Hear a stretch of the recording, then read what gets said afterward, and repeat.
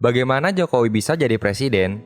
Joko Widodo atau yang lebih dikenal dengan nama Jokowi merupakan presiden ketujuh dari Republik Indonesia yang kita cintai. Jokowi pertama kali dilantik pada 20 Oktober 2014 bersama Wakil Presiden Yusuf Kala. Pada tahun 2019, ia kembali terpilih sebagai presiden bersama wakilnya Ma'ruf Amin. Kemenangan Jokowi pada tahun 2014 dan 2019 merupakan kemenangan atas lawan politik yang sama, yaitu Prabowo Subianto. Akan tetapi, hal tersebut tidak lantas membuat keduanya berubah menjadi musuh yang abadi. Jokowi melantik Prabowo sebagai Menteri Pertahanan dan Keamanan. Meskipun sempat beredar isu makar dan sempat mengakui secara sepihak bahwa ia telah memenangkan pemilu. Terlepas dari persoalan terjadi di antara mereka berdua, Presiden Joko Widodo merupakan presiden pertama dalam sejarah Indonesia yang bukan berasal dari latar belakang elit politik atau militer. Lalu mengapa Jokowi bisa menduduki puncak pemerintahan selama 2 periode? Mari kita lihat latar belakangnya. Jokowi berasal dari keluarga biasa. Ia mengenyam pendidikan di sekolah yang dikenal untuk kalangan menengah ke bawah. Saat masih kecil, rumahnya sempat digusur sebanyak 3 kali. Dengan kesulitan hidup yang dialami, ia terpaksa berdagang, mengojek payung, dan jadi kuli panggul untuk mencari sendiri keperluan sekolah dan uang jajan sehari-hari. Saat anak-anak lain ke sekolah dengan sepeda, ia memilih untuk tetap berjalan kaki. Meskipun demikian, ia berhasil menyelesaikan pendidikannya di Fakultas Kehutanan Universitas Gadjah Mada. Banyak orang mencibir bahwa Jokowi menyia-nyiakan gelar akademisnya hanya demi menjadi seorang pengusaha yang menekuni dunia mebel. Tapi jangan salah, dari pendidikan yang ia terima, Jokowi belajar struktur pemanfaatan serta teknologi untuk mengolah kayu. Skripsinya yang berjudul Studi tentang Pola Konsumsi Kayu Lapis pada Pemakaian Akhir di Kedoya, Surakarta, melejitkan keahlian yang telah ia asah semenjak usia 12 tahun. Maklumlah bapaknya merupakan seorang tukang kayu. Saat kecil, Jokowi kerap membantu bapaknya untuk bekerja menyambung hidup. Tapi itu tidak serta-merta membuatnya menjadi orang yang sukses secara finansial dan mampu mengusung diri dalam pemilu. Dalam dinamika kehidupan Jokowi dan keluarga, ia juga mengalami turun naik, pernah tertipu dan hampir bangkrut karena pesanan yang tidak dibayar. Tapi Jokowi berhasil bangkit dan kembali menyambung hidup keluarga kecilnya. Dari latar belakangnya saja, sosok seperti Jokowi sudah sangat bisa diterima untuk diusung sebagai calon pemimpin. Ia merupakan sosok rakyat biasa atau bahkan rakyat melarat yang mampu mengangkat kehormatannya sendiri tanpa embel-embel nama besar dari kerabat atau keluarga. Ia merupakan representasi dari rakyat kecil yang mendominasi populasi negeri ini. Tapi, rakyat biasa tidak pantas untuk menjadi pemimpin negara.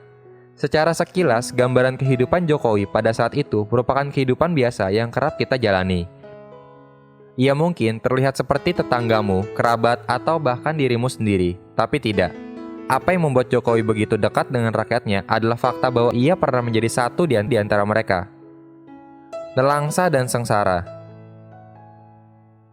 Tapi apa yang membuatnya layak untuk menjadi seorang pemimpin adalah perbedaan ia dengan rakyatnya. Tatkala mendapat kesempatan untuk berkeliling Eropa, Jokowi membuka matanya lebar-lebar, menyerap banyak kemajuan dari berbagai aspek kehidupan. Ia ingin membawa perubahan tersebut ke dalam lingkungannya, sehingga bisa membuat kehidupan di sekelilingnya menjadi lebih baik lagi. Salah satu cara untuk melakukannya adalah dengan memasuki dunia politik. Ia ingin menerapkan kepemimpinan manusiawi dan mewujudkan kota yang bersahabat untuk penghuninya, yaitu daerah Surakarta. Entah cerita itu benar atau salah, apa adanya atau dilebih-lebihkan, hanya Jokowi yang tahu. Tapi dari sini, kita bisa mempelajari bahwa Jokowi memiliki apa yang ada dalam dunia marketing disebut story.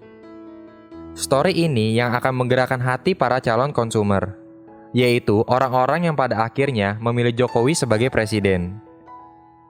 Cerita yang diusungnya mengandung keluguan, ketulusan, serta kesederhanaan yang tidak berlebih-lebihan dan terlihat dibuat-buat.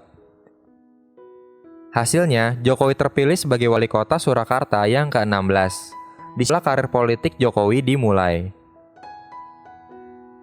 Sekarang, mari kita lihat bagaimana karir politiknya.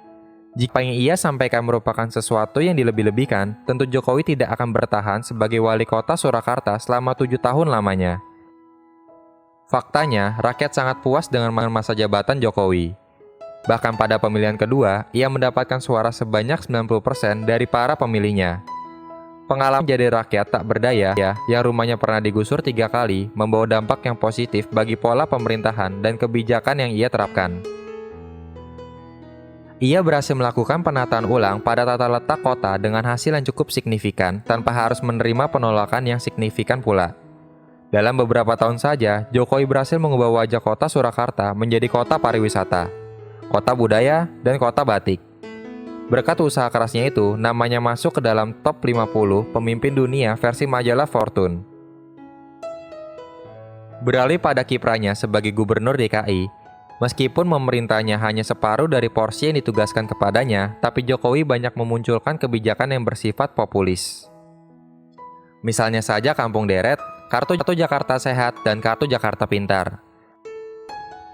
Namun, beberapa kebijakan juga mendatangkan keberatan masyarakat seperti perbaikan saluran air, peremajaan bus kecil, dan sentralisasi jalur busway.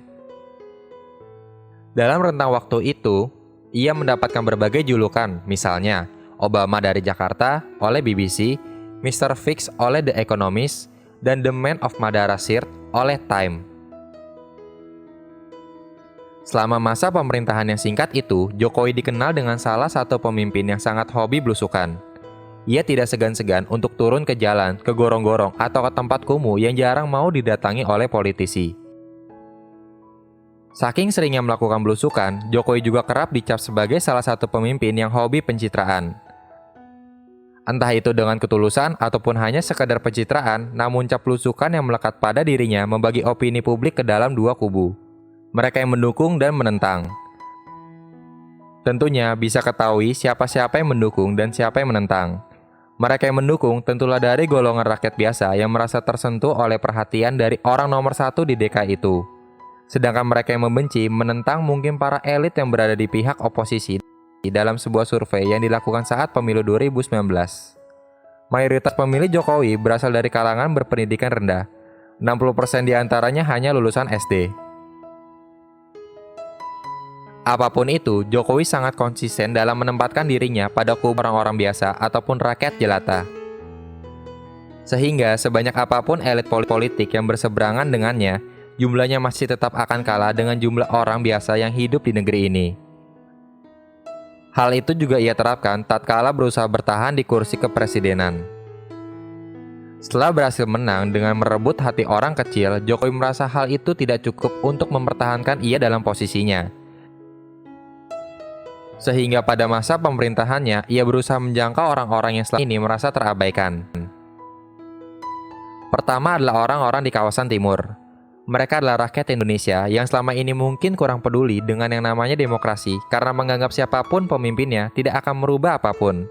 Tapi Jokowi berusaha merangkul mereka dengan membawa pembangunan pada orang-orang yang selama ini terabaikan.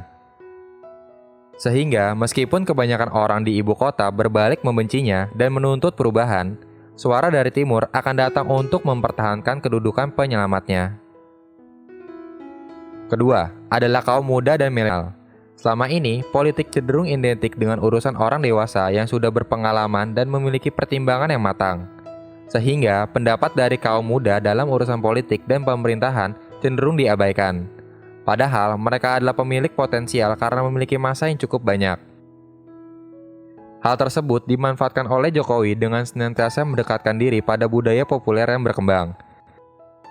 Seperti halnya mengembangkan industri kreatif yang dekat dengan anak muda, meresmikan e-sport sebagai salah satu cabang olahraga, hingga mempelajari istilah-istilah kekinian dan menggunakannya dalam pidato kenegaraan. Tapi yang terpenting dari itu semua, Jokowi tidak sekedar menggunakan bidak-bidaknya saat ia membutuhkannya. Ia mungkin memanfaatkan pemuda dan para milenial karena kepolosan mereka. Tapi di sisi lain, Jokowi konsisten dan tidak membuang begitu saja para pendukungnya tatkala berhasil mencapai tujuannya. Ia terus menggunakan mereka dan akan tetap menempatkan mereka di sisinya. Berbeda dengan banyak politisi yang tak segan-segan mengubah arah haluan, menjadikan kawan menjadi lawan, mengingkari kata dan janjinya, serta melakukan banyak pengingkaran atas janji yang pernah ia ucapkan. Mungkinkah Jokowi akan menjadi presiden lagi? Jika kebijakan negara memperbolehkan seorang presiden berkuasa selama 3 periode, maka dengan strategi yang sama, mungkin Jokowi akan mampu bertahan di kursinya. Dengan asumsi bahwa lawan politiknya bisa dibilang sama atau bahkan serupa dengan lawan yang sebelumnya. Pada intinya, semua tergantung pada lawan politiknya. Untuk mengambil kesimpulan apakah Jokowi akan memenangkan suara, kita harus membandingkan masing-masing dimensi dari calon presiden yang akan maju di pemilu selanjutnya. Bagaimana masa lalunya? Apakah ia merupakan representasi dari rakyat kecil dan tertindas? Jika iya, mampukah ia membuat story yang menandingi atau bahkan mengalahkan story yang dimiliki oleh Jokowi? Jika iya, mampukah prestasi yang dimilikinya menandingi prestasi yang telah diraih Jokowi ia berkarir? Jika iya, apakah ia memiliki strategi untuk menjangkau kaum-kaum minoritas yang selama ini masih belum diperhitungkan? Jika kebanyakan jawaban dari pertanyaan tersebut adalah iya, maka lawan politik Jokowi di masa mendatang merupakan lawan yang setara dan boleh dibilang patut untuk diperhitungkan. Tapi jika tidak, maka elit politik harus mencari cara untuk menjegal Jokowi agar tidak bisa mencalonkan diri pada pemilu mendatang. Cara lainnya adalah dengan membuat skandal yang benar-benar merusak namanya. Bagaimana menurutmu? Bagikan pendapatmu di kolom komentar, like, subscribe, dan nyalakan lonceng notifikasi agar kamu tidak ketinggalan informasi terbaru dari Tanyo ID.